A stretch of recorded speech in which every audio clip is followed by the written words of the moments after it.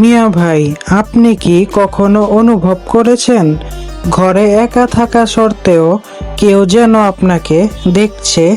হঠাৎ করে অদ্ভুত ভয় লাগা, কারণ ছাড়া মন খারাপ হয়ে যাওয়া, নামাজে মন না বসা, এইসব কি শুধু কাকতালীয়, নাকি আপনার ঘরেই কিছু আছে যেটা আপনি দেখতে পাচ্ছেন না? আজকের ভিডিওতে আমি আপনাকে এমন 3টা কারণ বলবো যেগুলোর কারণে শয়তান নিজেই আপনার ঘরে প্রবেশ করে।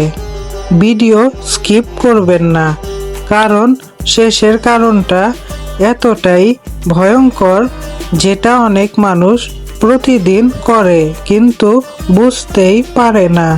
প্রথম কারণ, আপনার ঘর নোংরা রাখা। শুনতে সিম্পল লাগলেও এর প্রভাব খুব ভয়ঙ্কর।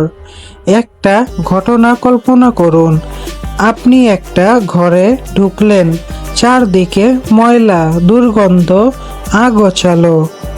আপনি কি সেখানে থাকতে চাইবেন? না, কিন্তু শয়তান ঠিক এই ধরনের জায়গাই পছন্দ করে। নোংরা জায়গা মানে রহমত দূরে সরে যায়, বরকত কমে যায়, আর শয়তানের জন্য হয়ে যায় পারফেক্ট হোম। অনেক সময় দেখা যায় ঘর আগোছালো থাকলে মাথা গরম থাকে, ঝগড়া বাড়ে, মন অশান্ত থাকে। কেন এমন হয়? কারণ শয়তান ওই পরিবেশে বেশি অ্যাক্টিভ থাকে। সমাধান, তাই মিয়া ভাই, আজ থেকেই এই কাজগুলো শুরু করুন। প্রতিদিন ঘর ঝাড়ু দিন, ময়লা জমতে দিবেন না, বাথরুম পরিষ্কার রাখুন, ঘর গোছানো রাখুন। মনে রাখবেন, পরিষ্কার ঘরে বরকত আসে, শান্তি আসে, আর শয়তান দূরে থাকে। দ্বিতীয় কারণ, ঘরে গান বাজনা চালানো। এখন অনেকে বলবেন, আরে ভাই, গান তো শুধু এন্টারটেনমেন্ট, কিন্তু আসল সত্যটা অনেক ভয়ঙ্কর। যে ঘরে সারাদিন গান বাজে সেই ঘরে আল্লাহর স্মরণ কমিয়ে দেয়, আর যেখানে আল্লাহর স্মরণ নেই সেখানে শয়তান খুব সহজে জায়গা নেয়। একটা বাস্তব সিনারিও ভাবুন, গান চলছে, কেউ নামাজ পড়ছে না, কেউ কোরআন পড়ে না। এমন ঘরে ধীরে ধীরে মন হারাম জিনিসের দিকে যায়, গুনাহ সহজ লাগে, আর ভালো কাজ কঠিন হয়ে যায়। এটাই শয়তানের আসল কাজ। তাই কি করবেন? গান কমান, ধীরে ধীরে বাদ দিন, ঘরে কোরআন তেলাওয়াত চালান, জিকির করুন, সুবহানাল্লাহ, আলহামদুলিল্লাহ, আল্লাহু আকবার। দেখবেন আপনার ঘরের পরিবেশ নিজে থেকেই শান্ত হয়ে গেছে। এবার আসি সবচেয়ে ভয়ঙ্কর কারণে, ঘরে মূর্তি রাখা বা প্রাচীন ছবি টানানো। অনেকেই এটা সিরিয়াসলি নেয় না, কিন্তু এর প্রভাব খুব গভীর। একটা গুরুত্বপূর্ণ বিষয়, যে ঘরে মূর্তি বা জীবিত প্রাণীর ছবি থাকে সেই ঘরে ফেরেশতারা প্রবেশ করে না। ভাবেন একবার, ফেরেশতারা নেই মানে রহমত নেই, সুরক্ষা নেই, আর তখনই শয়তান সুযোগ পায়। অনেক সময় দেখা যায় ঘরে অদ্ভুত ভয় লাগে, একা থাকতে ভয় করে, রাতে খারাপ স্বপ্ন আসে।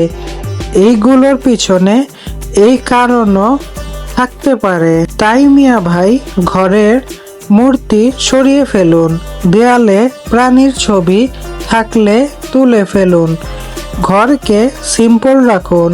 এটা করলে ইনশাআল্লাহ আপনার ঘর নিরাপদ থাকবে। আজই নিজের ঘরটা চেক করুন। এই 3টা জিনিস যদি আপনার ঘরে থাকে তাহলে দেরি না করে সরিয়ে ফেলুন। নিজেকে, নিজের পরিবারকে শয়তানের হাত থেকে বাঁচান।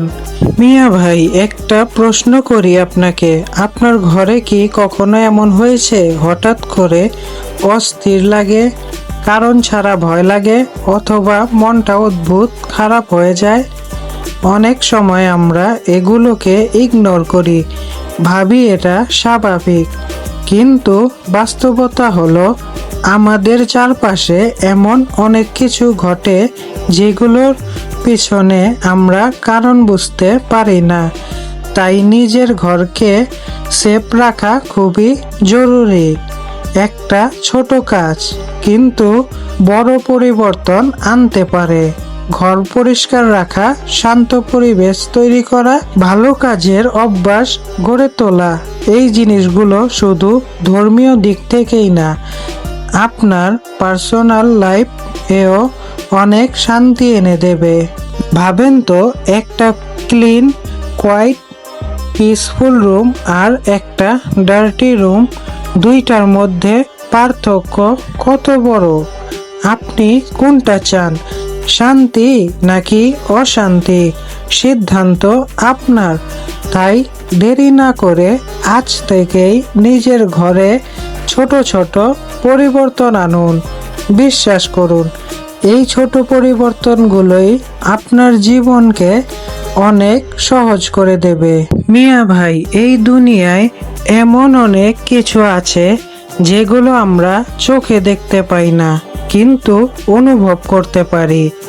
রাতের বেলা সবকিছু যখন চুপচাপ হয়ে যায়, চারপাশ নিঃশব্দ, ঠিক তখনই অনেক মানুষ অনুভব করে কেউ যেন আছে, কেউ যেন দেখছে। কিন্তু প্রশ্ন হলো, এটা কি শুধু মনের ভুল, নাকি এর পেছনে কোনো কারণ আছে? ধরেন, একটা ঘর অনেক দিন পরিষ্কার করা হয়নি, চারদিকে আগোছালো, বাতাস ভারী, মনে হচ্ছে যেন ঘরে শান্তি নেই। আপনি সেখানে কিছুক্ষণ থাকলেই বুঝবেন একটা অদ্ভুত অস্বস্তি কাজ করছে। আবার আরেকটা ঘর কল্পনা করেন, পরিষ্কার, গোছানো, শান্ত, একটা হালকা প্রশান্তি আছে। দুটার মধ্যে পার্থক্যটা আপনি নিজেই বুঝতে পারবেন।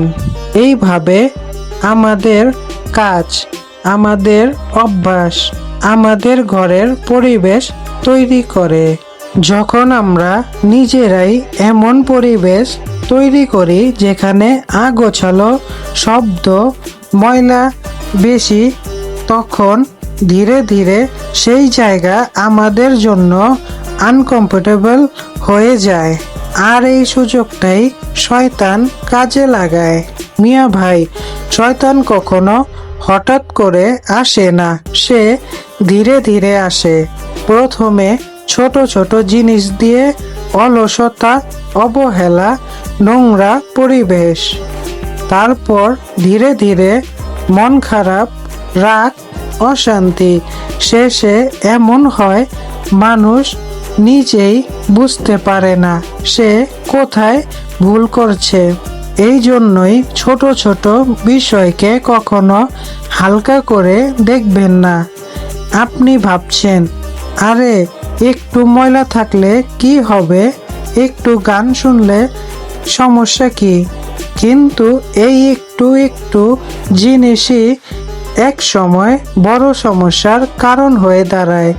তাই মিয়া ভাই, নিজের ঘরটাকে শুধু থাকার জায়গা ভাববেন না, এটা আপনার নিরাপত্তার জায়গা, আপনার শান্তির জায়গা। এখানে যদি আপনি শান্তি না পান তাহলে কোথাও পাবেন না।